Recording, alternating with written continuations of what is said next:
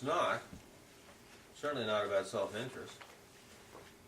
And it also, in many ways, it's these four that fall into the category that in the pre-Christian world would be called the renunciate group.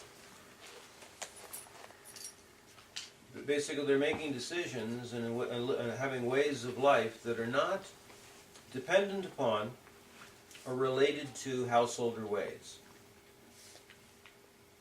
And which also there is really no strong identification with the development of the egoic self. One's own experience with being less important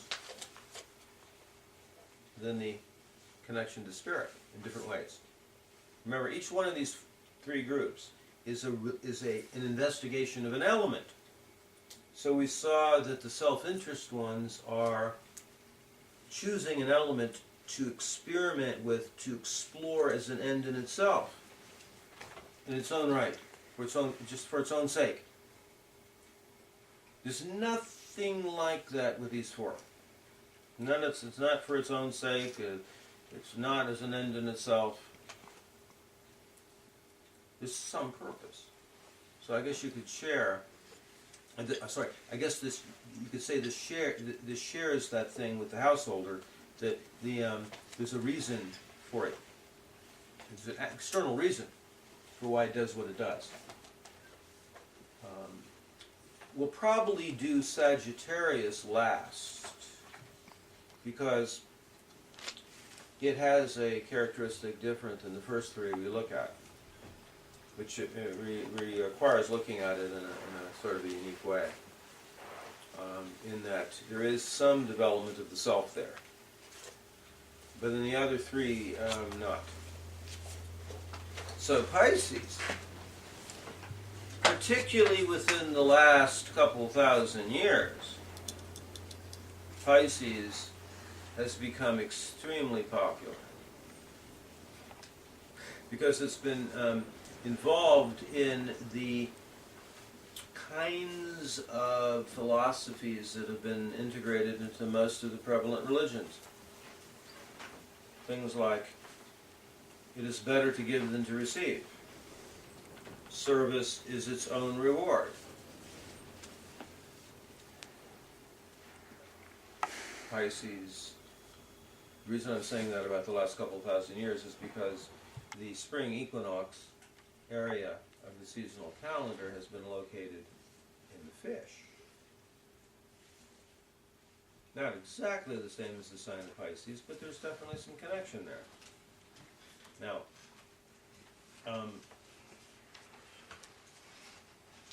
we've explored two other water signs so far, two that are very different.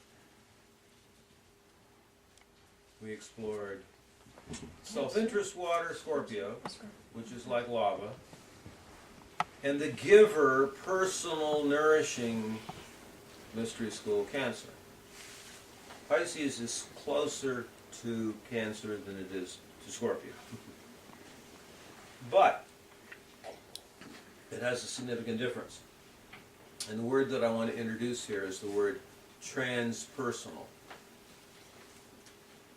Universal and transpersonal. One of the major distinctions between Cancer and Pisces is Cancer is capable of heroic giving of nourishment, self-abnegated. But to whom? One's children, one's husband, one's clan, possibly expanded to one's country. I forgot to mention this. Maybe in the future, Cancer is expanded to all humanity personally. So kind of a more evolved understanding of Cancer would be what it is the idealists would think when they say, if the reaction you have to your own son or daughter in trouble, why should you have a different reaction to some other family's son or daughter in trouble? That's sort of like the feeling we would have that is something like having enough food or having shelter is a universal human right. I mean, that would be a Cancerian, expanded Cancer view. Getting beyond the problem of Cancer being provincial, clannish, and only, I love my children, but we can't stand any other children. Or the peculiar kind of love that members of a skinhead gang might have for their own members, and they hate everybody else. That's a Cancerian thing. Pisces, though, is transpersonal and universal. So there's the same feeling for every sentient being. Transpersonal, then, is not, it's heartful and loving, but it's not within the boundary of a specific person because of their connection to you personally. It's a healing energy. I mean, so rather than putting our full attention on what's happened to Pisces in the last 2,000 years, let's take it back further. There was a point in indigenous cultures, and it still exists today in certain parts of the world, there will be a member of the tribe that is called the sin eater. The sin eater, who's trained to suck the poison, possession, or illness out of a person. But the person was also trained to regurgitate or digest the poison. There wasn't any particular honor, nobility in taking on the disease. It's very different than what's happened to Pisces in the last few thousand years, and the caricature of Pisces in sun sign astrology. Martyrs, no boundaries. Wanting to help somebody doesn't, you take it on.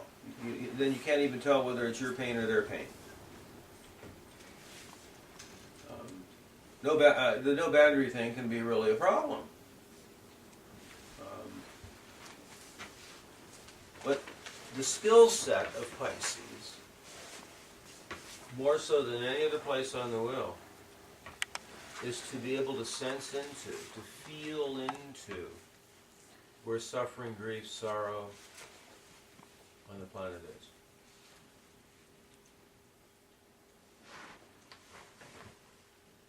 And the spiritual transmission that comes from that capacity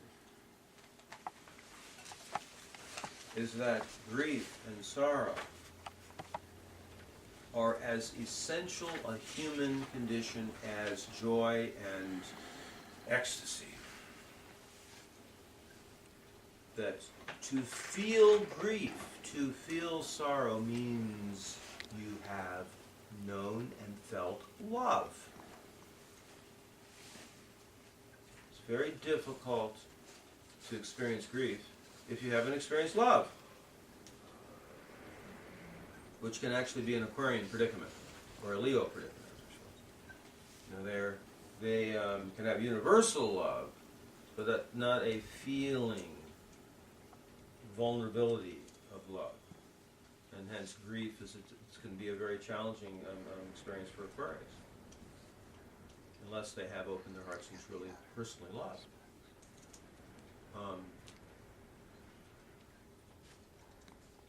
The desire to be of help. So therefore it's also in the category of a giver tribe. So hence we now have another giver one. We've looked at Cancer as giver. We've looked at Capricorn as giver.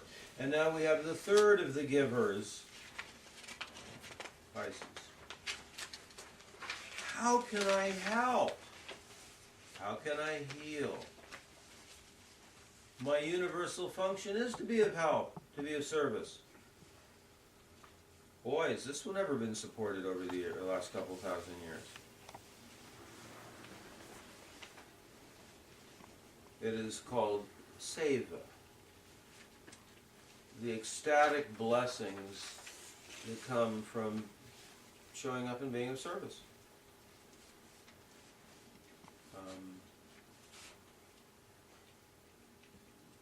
Problem, of course, being taking it on. When I was in my 20s, I would often go to see psychic type people, they were universally 300 pounds. It's as if they had sacrificed their bodies by not having an awareness about boundaries and thinking it was wonderful to take it on. Their bodies had taken on the sickness and the suffering of the people they were helping. Boy, was that a sacrifice. Huh? Also protection. Well, yeah, maybe protection, but I mean, but basically they had already abnegated their personal lives anyway. But it's true. I mean, it's a strange combination of taking it on, and you believe it's protecting you, and actually will end up killing you. It's not necessary. If Pisces can develop boundaries, and to not believe that part of Pisces is taking it on. So I think this is the problem with the latter days forms of Christianity. Early Christianity didn't have this. Later Christianity is about, the martyrdom, the crucifixion, the dying for somebody else's sins, and so on. That's an honest mistake. I'm just wondering, is there a relation between, like you said, eating, and because the Cancerian types I know also tend to do that. Well, yeah, so that's because Cancer and Pisces are so related. So it's just that you can do it, that can happen with your children. It can happen with the love and giving and self-abnegated approach to your family or clan. The Pisces is just, basically doing that with everybody. But you're right. It's exactly the same issue. No, it's a no boundary issue. No sense of one's own, that what your experience is and what everybody else's experience is. Well, the water signs are feeling. It's about feeling. Scorpio has boundaries. The other two don't. So the advantage for Cancer and Pisces, because of this lack of one's own boundaries, is the capacity to develop empathy. The ability to actually go into the feelings of another person. So it's kind of like there's an advantage to it, and then there's like this pitfall. The gift and the curse. The gift and the curse. Yeah. It's helpful for a person who has a lot of Cancer and Pisces to actually have something like Scorpio, or something like Aries, something which is actually where you have the capacity to have boundaries, to have it more be about you. Of course, you can turn it around, and the average Pisces or Cancer is going to say, God, these Scorpio Aries types, if they only did have the capacity to have empathy. Well, this is why, of course, there's mixtures. Seldom do you meet somebody that's just one thing. But we're looking at the actual texture and flavor of each of the mystery schools separately here. Pisces is a magnificent contribution. If it was not for Pisces, there could not exist the vow of the Bodhisattva. The paraphrase of the vow of the Bodhisattva is, I will forego my own final liberation as long as any life is unrealized or suffering. That was a form of Buddhahood. Just at the point where you could just, from the Buddhist perspective, complete the journey, you stick around and say, I will sacrifice my final liberation to be of help to all suffering human beings. Now, fortunately, that's not everybody's job. But that is what the Pisces contribution is. I'm sure that at this stage of our conversation, you can perceive what is one of the most severe pitfalls of the life process. You can take any one of these 12 and create ultimate reality around it. Let's make everybody Pisces. Some religions have tried to do that. Or we could live in a world where, okay, let's create a country where everybody's Scorpio. I want to go live in the Aquarius country. Well, then you'd have to leave this planet, I guess. But no, we live in a blended reality. There's all these different tribes that are contributing, trying to contribute, trying to be valued, trying to have a chance to be themselves. I'm glad Pisces is around. We value our Pisces moons, but we also have compassion for our Pisces moons and hope that they have compassion for themselves because they have it for everybody else. And it's wonderful to have Pisces rising around because they're actually developing healthy ways of helping and healing us. There's a marvelous new emerging alliance between Aquarius and Pisces, which is kind of the new leading edge of the healing paradigm. It includes the magnificent quality of Pisces of being able to actually sense into and be in rapport with and merge in with where sorrow and suffering is. But also to give permission to whomever is suffering, permission to have their own predicament. Very important. Oh, it looks like you're raising your hand. I do have a question. So I'm trying to get a grasp on the difference between Pisces and Cancer, because I think I get it, but let's say Cancer befriends somebody. It's not exactly a member of the clan or anything.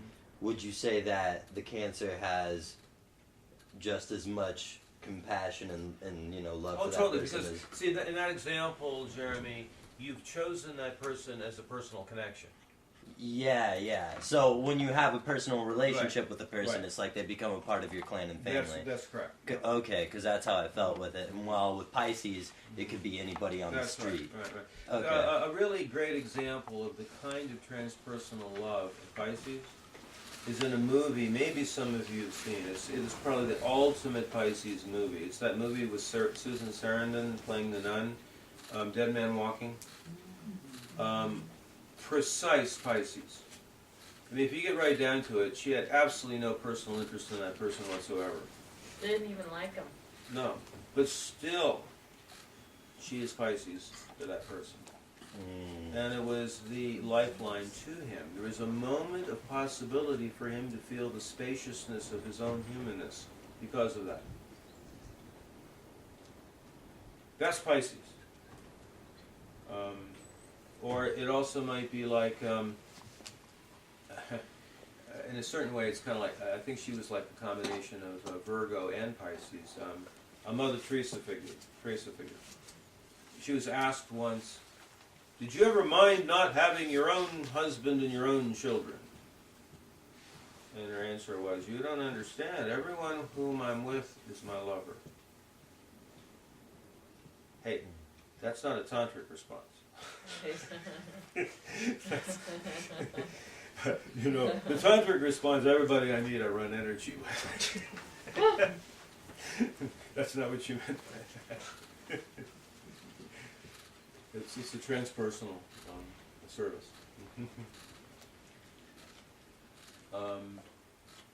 That's like the missionary. I think of the missionaries who go in. Maybe their reasons might not be all that. It's their own agenda, whatever that's about. But they're going in to be of service to whoever is there, And so they don't have to have a personal connection. Right. Their job is just to go in and be of service Right. in some way. And their belief is that service is its own reward, Yeah. and it's a noble duty for them to perform that. Somebody needs to do that. Seva. It is seva. I'm sure that's something they probably taught there at Taramando. The path of service. Seva? I actually never heard the term, no. Oh, okay. I guess it's more of a Hindu term than it is a Buddhist term. Right? That's probably the Possibly, yeah. Right. Ram Dass is a person who very much considers that to be his number one path of seva.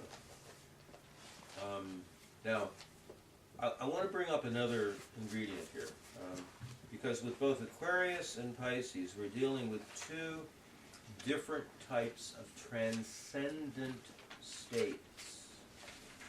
So, because the planet Neptune is also identified with Pisces, we need to speak of the Piscean, one of the things in the Pisces Mystery School, which is the thirst for transcendent mystical union. Ecstatic surrender. Ecstatic dispersion in the universal ocean of heart, the waters of the celestial. Which brings up the factor that there are many individuals, men and women, you could say individual human beings that are Piscean. If they're not these sort of selfless service, transpersonal helpers and healers, well, they might show up. They still are that, actually. But what role are they playing? We have the Dionysian male. And this is the male who is a bringer of ecstasy. He loves to open the space for mystical union. It's a certain kind of emotional wildness and passion that is not about self-interest, it's simply about merging with that ecstatic state. Dionysus, the Greek god of wine, women, and song. That's a superficial understanding. But at a deeper level, Dionysus is the male who shows up bringing ecstatic states to women, not a woman. So this is not a husband, this is not a boyfriend, it's not a father. It's the Pied Piper of ecstatic states, who is assisting women in being everything they can be, stirring it up to the celestial ecstatic states.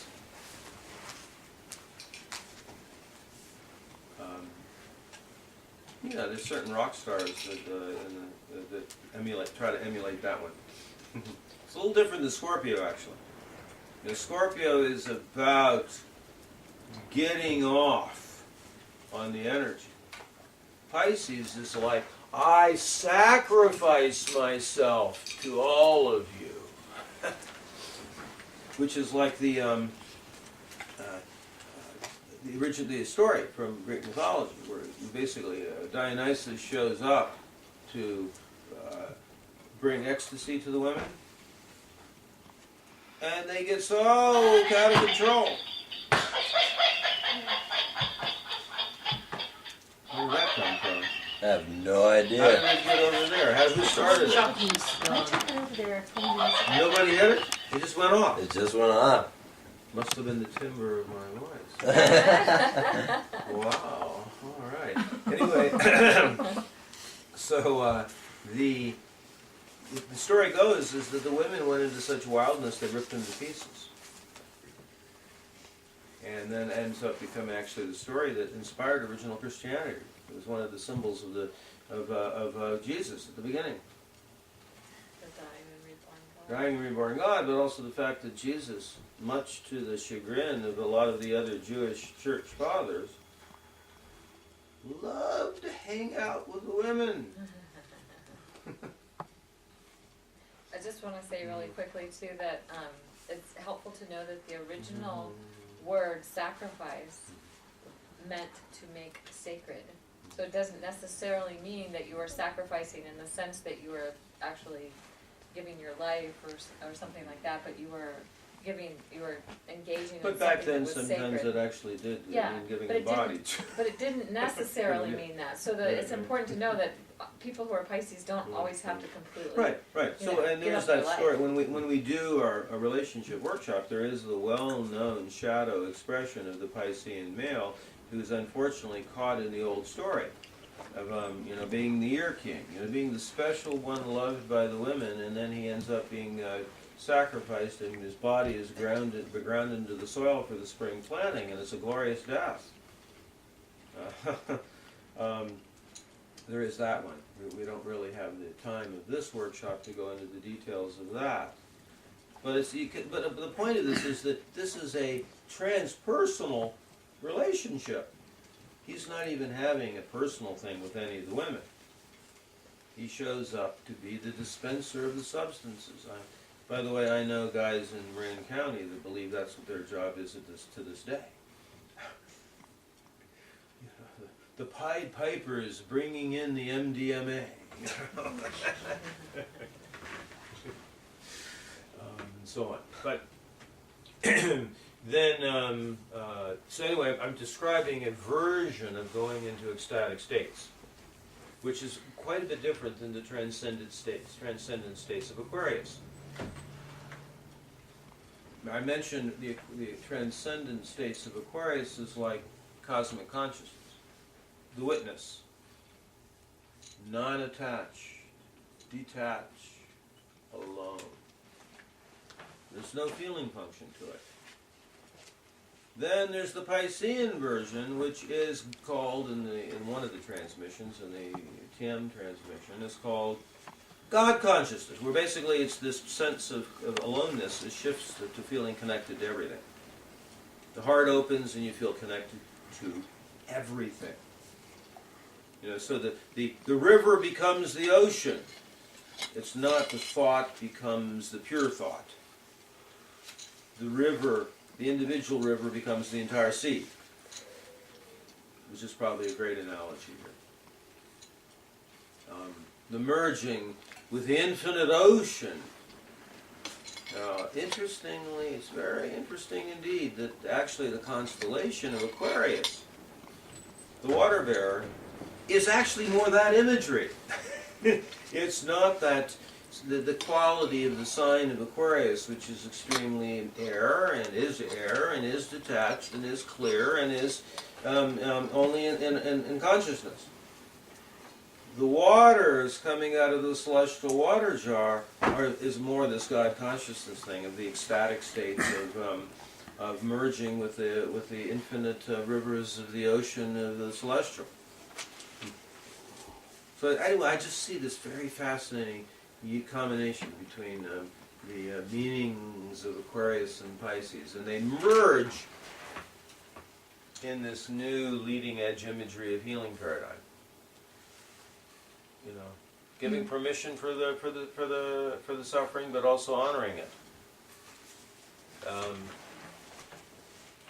This whole Piscean mystery and the transformation of the Piscean mystery is magnificently encapsulated in one of the Rumi statements. This is powerful and enigmatic. Rumi at one point says, I saw grief pouring cups of sorrow. I shouted. It tastes sweet, doesn't it? Grief responds. You have caught me and spoiled my enterprise. How can I sell sorrow if they know it's a blessing? I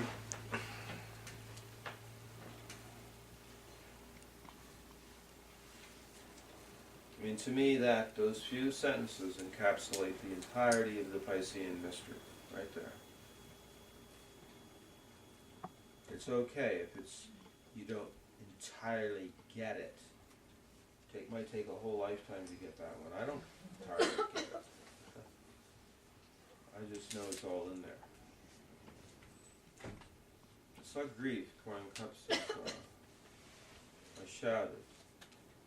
Tastes sweet, doesn't it? You've caught me and spoiled my enterprise. How can I sell them sorrow if they know it's a blessing?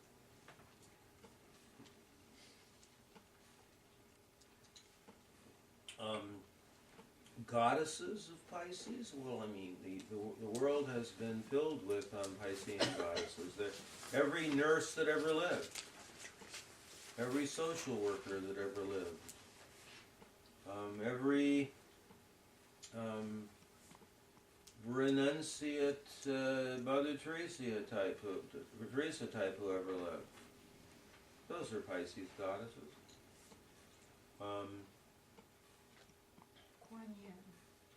If you merge Aquarius and Pisces together, yes.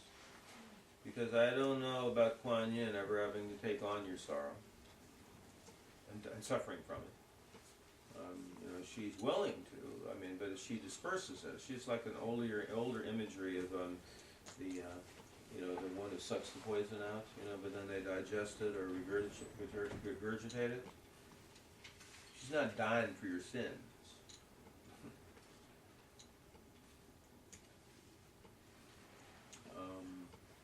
The vanity of Pisces? I think you probably all get a good sense of the shadow of Pisces. I hardly need to. We all, that 2,000 years is the shadow of Pisces. The overemphasis on another kind of sacrifice, martyrdom version. Right. The glory of dying for other sins. What would be the vanity of Pisces? Let's see, what would we think here?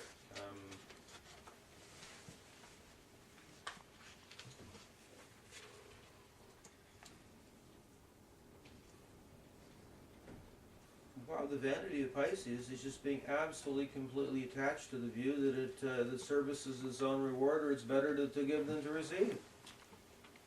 As if that's the only reality.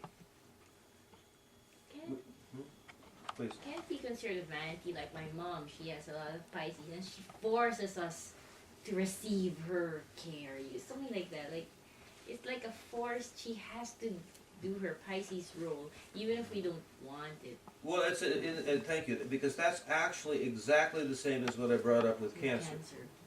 It's the giver who is not being sufficiently valued for what they're doing, or they're not getting enough nourishment back, so they force a person to let them do what they're doing. Oh, there, now I get it. She looks for orphans, meaning when there's no one to help, she looks for people to help. Like that. Yeah. Then, yeah, we call them orphans. Oh, a new orphan again in our house. Now, for her, a lot of the Pisces is progressive, so she's looking for ways of doing that in a way that benefits her own life experience. Yes. It's important for her to be a giver, but to find a way that is not forcing, clearly. Yeah. Very few things are less enjoyed than someone who wants to help is forcing their help on you. And also, I was wondering if selfishness and being self-absorbed could be a part of the vanity of Pisces, because martyrdom is a form of selfishness. Yeah. It's all about, my sacrifices. And, Oh gosh, yes, that's really good. I know that people don't traditionally think of martyrdom as selfish, but it is. Totally. It's a kind of like a version of personalization, where the givers tend to have personalization. Right. Because I'm sure that on a certain level, if you martyr yourself enough, you believe you've changed the world. Right.